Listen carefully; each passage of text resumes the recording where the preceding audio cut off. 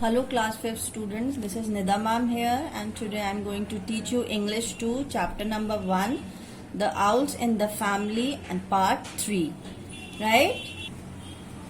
So children, in part 2 we have studied that how Mother Owlet was satisfied that her kids were well taken care of in the house of the narrator, and that is the reason she kept her kids back into the narrator's house. Now let's see what happens next.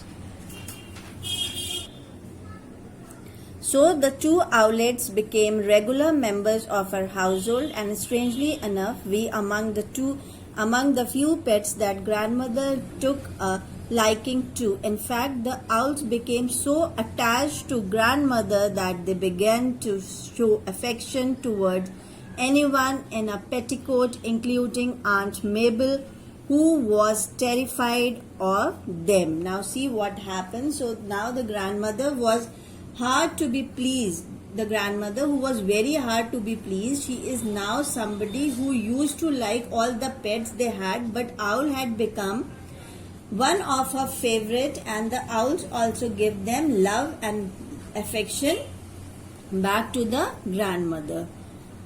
In fact, the owls became so attached to grandmother that they began to show affection towards anyone in a petticoat, including Aunt Mabel, who was terrified of them. Now the owlets know how grandmother dressed herself. He used to wear petticoat. They were not very specific who the grandmother is, but whosoever wears the petticoat, these owlets started liking them, including Aunt Mabel, who was basically terrified. Terrified here means who was very scared of these owls. She would run shrieking from the room every time one of the birds went close to her in a friendly manner. So whenever any of the owl come close to Aunt Mabel, when she is in her room, she began to run from that room. Shrieking means here she went shouting away as far as she could. She ran as far as she could, and she was so terrified or very pacified after seeing these owlets. In response to grandmother's voice, the owlets would make sounds as gentle and soothing as the purring of a cat.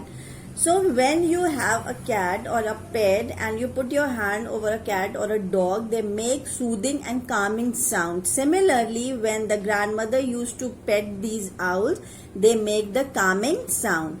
But when wild owls were around, ours would disturb the night with terrible shrieks. So whenever the other owls who were outside over the trees or in the garden outside their house, they used to scream during the night or make the slightest of the sound, then these two owlets who were inside, they used to shout, and they would not let anybody sleep that particular night.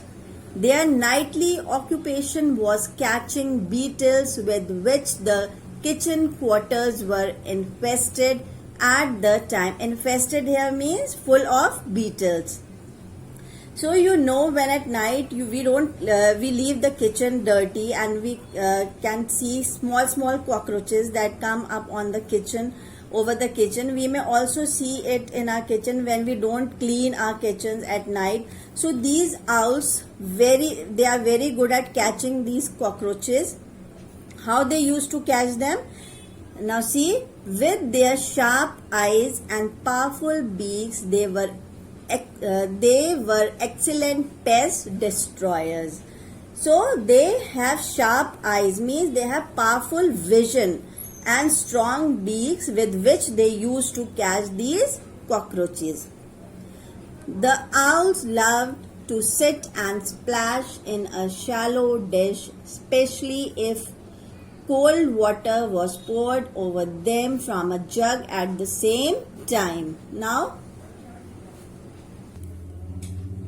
so we clearly see that these owlets, they used to enjoy bath, and if there is a shallow dish means a dish which is not very deep.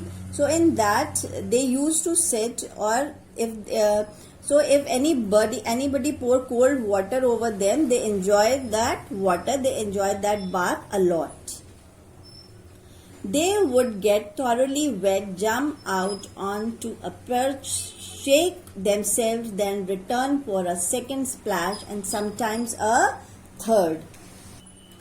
Perch here is a kind of bird bar where birds used to sit, and after being wet they shake their body and they return for the second splash and sometimes for the third.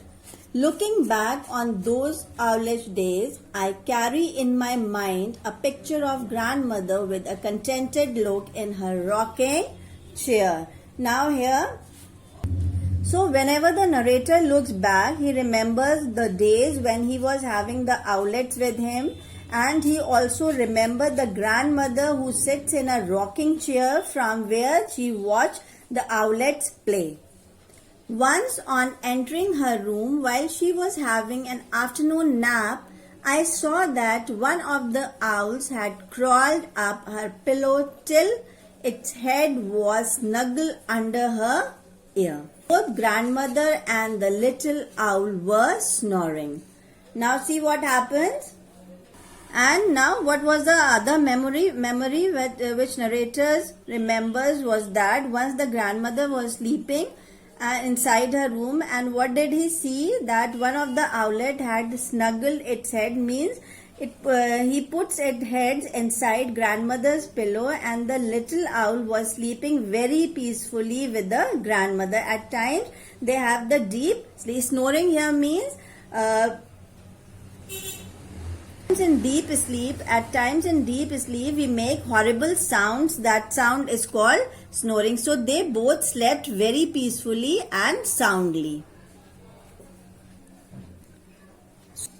Children, you all have understood this chapter. It's simple enough on how birds are. If you give them love and take proper responsibility of them, how they give love back to you. So with this we have ended our first chapter, and question answers and few exercises, children, we will do in our next video. Till then, thank you.